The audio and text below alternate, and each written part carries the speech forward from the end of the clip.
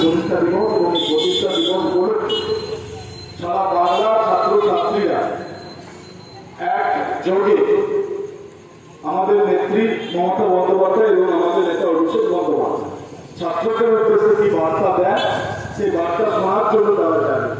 যেমন সেই দিন সারা দেশের যারা রাজনীতি নিয়ে আলোচনা করে পর্যালোচনা করে তাদের চোখ টিভিতে থাকবে, তারা মোবাইলে ইন্টারনেটে থাকবে। মমতা বন্দ্যোপাধ্যায় শুধুমাত্র ছাত্রদেরকে বার্তা দেয় না, ছাত্রদেরকে বার্তা দেওয়ার সাথে সাথে পশ্চিমবঙ্গবাসীকে এবং পশ্চিমবঙ্গে যারা তৃণমূল কংগ্রেস কর্মী তাদেরকে কি বার্তা দেয় সেই বার্তা দিকে তাদের প্রত্যেকে নজর। আজকে যে জায়গাটায় আজকে পৌরসভাটা হচ্ছে সেটা আমার কাছে অনেকটা ইমোশনাল। কারণ একটা সময় বাস থেকে নেমে এই জেলায় নেমে আমি এই পড়াশোনা করতে পেরেছি। তো সেক্ষেত্রে আমার কাছে খুব ইমোশনাল জায়গা। আপনারা জানেন যে সময় আমি স্কুলে যেতাম সেই সময় স্কুল থেকে একটা পাঠ্য বই আমাদেরকে দেওয়া হতো না। ব্যাগ তো দূরের কথা, মিড ডে মিল তো দূরের কথা, অন্যান্য সুবিধাকে বহু দূরের কথা।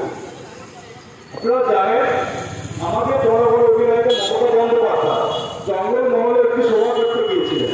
সেখানে সভা করতে গিয়ে দেখেছিলেন কিছু ছাত্রী তারা সেই সভার সামনে যে সাইকেল চালিয়ে চলে যাচ্ছে, তিনি ছাত্রী হেঁটে হেঁটে যাচ্ছে।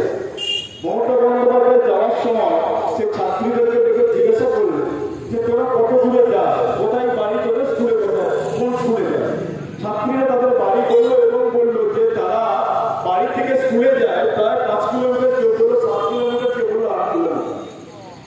তখন বাংলার জনগণ অধিনায়ক মমতা বন্দ্যোপাধ্যায় জিজ্ঞাসা করলেন যে তোরা যদি 5-7 কিলোমিটার হেঁটে যা, হেঁটে যেতে আসতে যে সময়টা যায় সে সময় তোদের পড়াশোনা একটা সময় যায় এবং তার সাথে একটা শারীরিক ক্লান্তি আসে।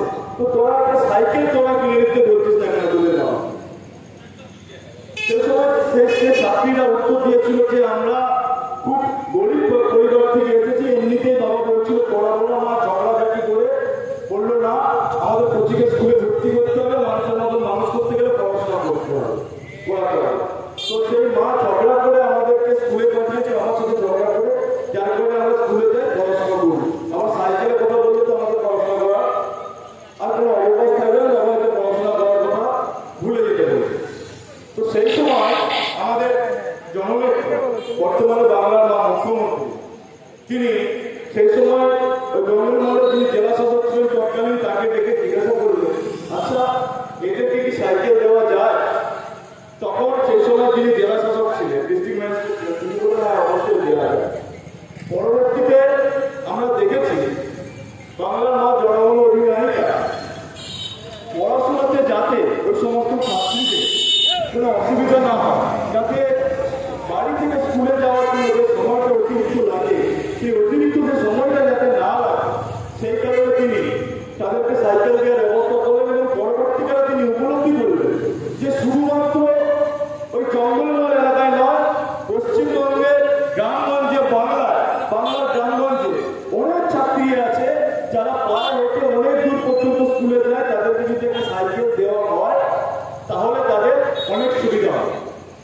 শুরু হলো এক বিপ্লব, শিক্ষাঙ্গনে এক বিপ্লব শুরু হলো। পরবর্তীতে আপনারা জানেন যে সবুজ সাথী প্রকল্প এলো, শুধু ছাত্রীদেরকে না ছাত্রদেরকে আমাদের পশ্চিমবঙ্গের মুখ্যমন্ত্রী বাংলার জনগণ অধিনায়ক মমতা বন্দ্যোপাধ্যায় সাইকেল দেওয়া শুরু করলেন এবং তার পরবর্তীতে আপনারা জানেন মিড ডে মিল থেকে শুরু করে বই থেকে শুরু করে ব্যাগ থেকে শুরু করে পড়াশোনার ক্ষেত্রে যে জিনিসগুলো কোনো জিনিস যাতে বাধা না হয় সে বাধা ভেঙে তিনি ছাত্রছাত্রীদের উদ্দেশ্যে পড়াশোনা করানোর জন্য তারা যাতে পড়াশোনা করে এগিয়ে যেতে পারে সেই ব্যবস্থা তিনি করবেন।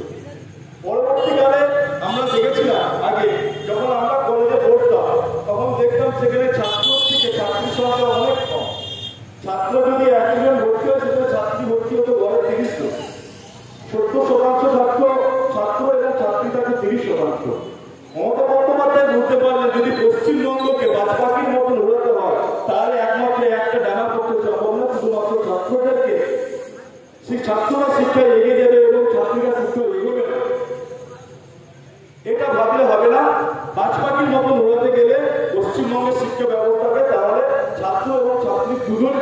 দুটো পক্ষকে আমাদেরকে সাথে নিয়ে চলতে হবে এবং ছাত্রীদের শিক্ষা ব্যবস্থার ক্ষেত্রে আমূল পরিবর্তন ঘটাতে হবে। আমরা পরবর্তীকালে দেখলাম এক ঐতিহাসিক প্রকল্প, যে প্রকল্পটা এটা বিশ্বাস করি আজ না হলেও আগামী 10 বছর পরে হলেও ভারতবর্ষকে আরেকটা নোবেল পুরস্কার এনে দিতে পারে।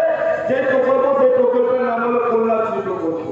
আপনারা জানেন যে আগে যখন ছাত্রীরা মেয়েদেরকে পড়াতে চাইতো না, মেয়েদেরকে উচ্চ মাধ্যমিক পরীক্ষা দেওয়ার পরে তার বাবা মা চেষ্টা করতো কোনোরকম ভাবে বিয়ে দিয়ে দেওয়ার জন্য। 18 বছর বয়স পেরিয়ে গেলে মমতা বন্দ্যোপাধ্যায়ের কন্যাশ্রী প্রকল্প আসার পরে, K2 আসার পরে আপনারা জানেন যে ছাত্রীরা এখন তার নিজের মা বাবাকে বলে যে না, আমরা পড়াশোনা করবো, কারণ আমাদের পড়াশোনা করার জন্য তোমার কাছে বাবা মার কাছে আমাদের খরচা নিতে হবে না।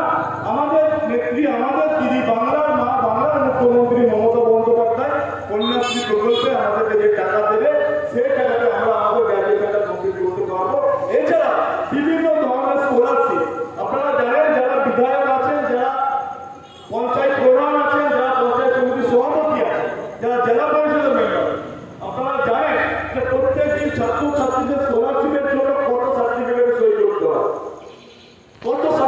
সই করতে হয়, যাতে সেই সার্টিফিকেটগুলো দেখিয়ে মমতা বন্দ্যোপাধ্যায় যে সমস্ত স্কলারশিপের যে দরজা খুলে দিয়েছে, স্কলারশিপের মাধ্যমে তারা পড়াশোনা করতে পারে। তো শিক্ষা ক্ষেত্রে এক নতুন দিগন্ত তৈরি করলেন আমাদের নেত্রী মমতা বন্দ্যোপাধ্যায়।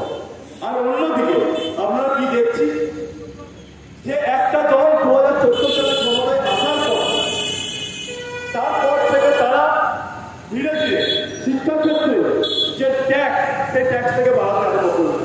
আপনারা জানেন এখনকার দিনে শিক্ষা ক্ষেত্রে ভারতবর্ষে ট্যাক্স কত? ভারতবর্ষ সরকারের 18%। একটা হিরে কিনতে গেলে, সোনা কিনতে গেলে তাদেরকে 2% ট্যাক্স দিয়ে একটা হিরে কিনছে, সোনা কিনছে, গয়না কিনছে।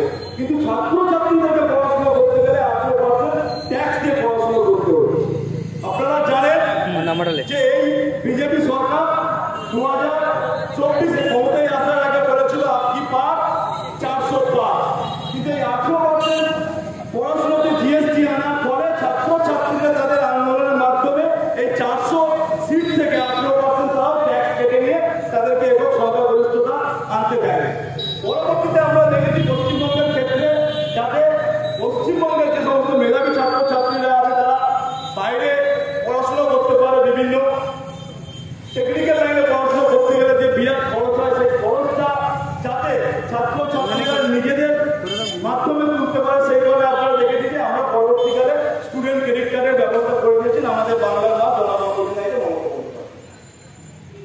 তো শিক্ষা ব্যবস্থার বিরাট আমূল পরিবর্তনের সাথে সাথে আপনারা দেখেছেন বর্তমানে পশ্চিমবঙ্গে শুধু পূর্ব মেদিনীপুর নয়, সারা পূর্ব মেদিনীপুর থেকে ছাত্র যে সমস্ত রাজনৈতিক দল ছিল, যে সমস্ত রাজনৈতিক ছাত্র যারা রাজনীতি করতো, যে সমস্ত বিরোধী ছাত্র রাজনৈতিক দল ছিল, তারা পূর্ব মেদিনীপুর থেকে মুছে যাওয়ার সাথে সাথে বর্তমানে সারা বাংলা থেকে মুছে গেছে।